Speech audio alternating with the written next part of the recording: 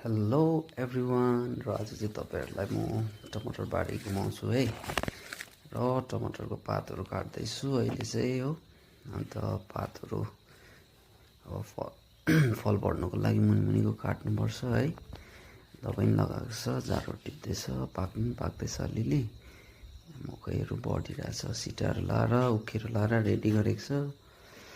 अन्त चाहिँ यहाँ देख्न सक्नुहुन्छ हाम्रो टमाटर बारी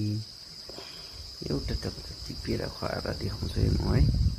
फ्रेस टमाटर है एकदम देख्नुहुँदैछ ल रातो रातो है एकदम दामी छ है साइज पनि है एउटा टक्कै च्याप्टे धुने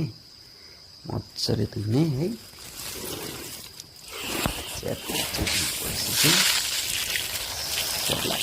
सलाद खानु चाहिँ कस्तो मिठो हुन्छ है शीतल गर्छ बडीलाई चाहिँ है